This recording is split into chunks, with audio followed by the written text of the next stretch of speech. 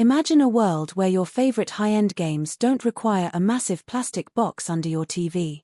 Imagine the power of a pro-level gaming PC tucked right into your backpack. For years, we wondered if Nintendo could ever top the original Switch, or if they were just chasing a ghost. But in 2026, the silence has been broken, the myths have been busted, and the Nintendo Switch 2 is finally sitting in our hands. The question isn't just is it good? The question is, did Nintendo just change the rules of gaming forever? We've spent months pushing this custom Nvidia silicon to its absolute breaking point, and what we found is going to change everything you thought you knew about handheld consoles. The honeymoon phase of the launch is officially over. We are now well into 2026, and the Nintendo Switch 2 has moved from being a legendary myth to a dominant reality sitting in millions of living rooms. But even though the console has been out for over half a year, the conversation is only getting more intense.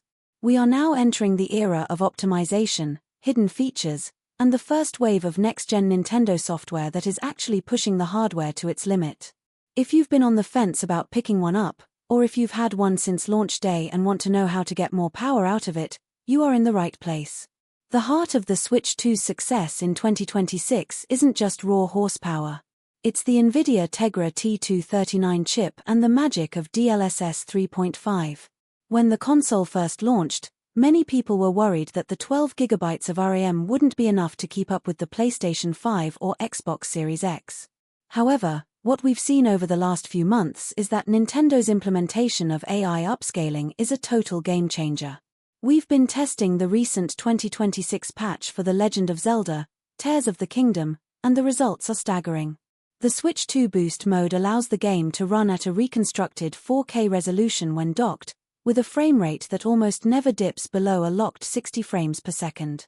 It makes the original hardware look like a grainy memory. It isn't just about raw power, it's about how smart that power is being used to trick your eyes into seeing a high-end PC experience on a portable device. But it's not just about the old games. The real story of 2026 is how developers are using the 120Hz variable refresh rate VRR display. While the 7.9-inch screen is an LCD rather than an OLED, the inclusion of VRR has proven to be the smarter move for high-performance gaming. In 2026, we're seeing performance modes in titles like Metroid Prime 4 Beyond that leverage that high refresh rate to deliver the smoothest handheld experience Nintendo has ever offered. The colors on this new Super LCD are incredibly vibrant, peaking at 800 nits. This actually solves one of the biggest complaints from the original Switch era, outdoor visibility. You can finally play in the park or on a bright train without staring at your own reflection. Now, let's talk about the design and the hardware secrets that users have been discovering since the mid-2025 launch. The Joy-Con 2 controllers have been a massive hit, largely because Nintendo finally moved to Hall effect sensors. This has effectively killed the drift controversy that plagued the previous generation. No more sending controllers back for repair every 6 months. But the real talk in 2026 is about the magnetic rail system. These aren't just for snapping the controllers on. They act as high-speed data pass-throughs. We are starting to see the first wave of Pro Grips from third-party manufacturers that use these magnets to add extra programmable buttons and even integrated cooling fans for long sessions of Apex Legends or the newly released Cyberpunk 2077 Night City Portable. Then there's the dual USB-C architecture. Having a port on both the top and the bottom was a stroke of genius.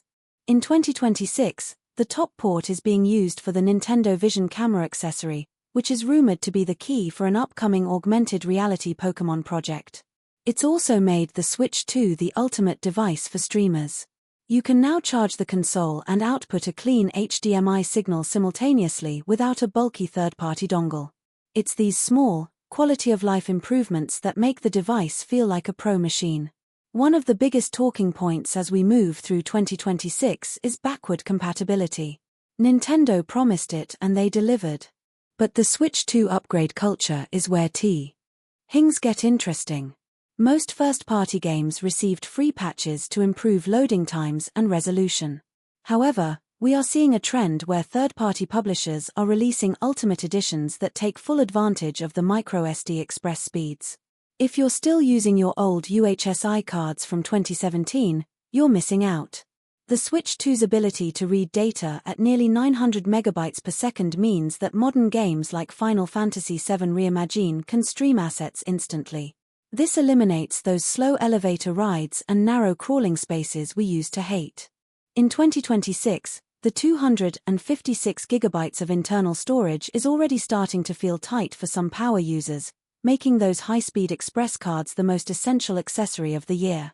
Looking at the software roadmap for the rest of 2026, it is clear that Nintendo is not slowing down.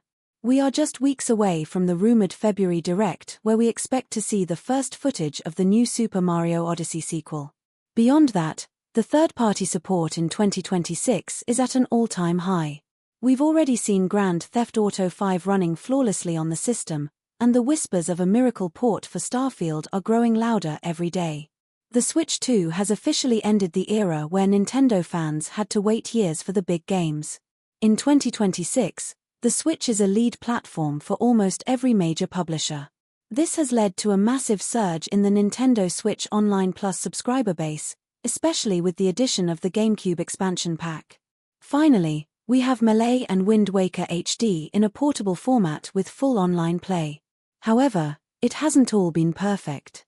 One of the growing concerns in 2026 is the retail price stability. While the console launched at $449, the demand has been so consistently high that we haven't seen a single official price drop or slim model announcement yet. In fact, due to the high cost of the custom Nvidia chips and the LPDDR5X RAM, some regions are actually seeing small price increases for the mega bundles. This has made the secondary market for the Switch 2 incredibly active. The console is retaining its value better than almost any other piece of tech on the market right now. If you bought one at launch, your investment has more than paid off in terms of both library access and resale potential. As we look toward the second half of 2026, the Switch 2 ecosystem is expanding into areas we never expected. The rumors of a Switch 2 Home Hub, a specialized dock with extra processing power to enable 8K upscaling on TV, are reaching a fever pitch. While Nintendo hasn't confirmed it, the existence of new transmission protocols in the firmware suggests that they are preparing for a Pro Dock launch later this year.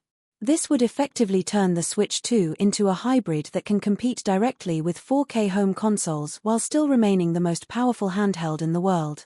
It's a bold strategy, but if anyone can pull it off, it's Nintendo.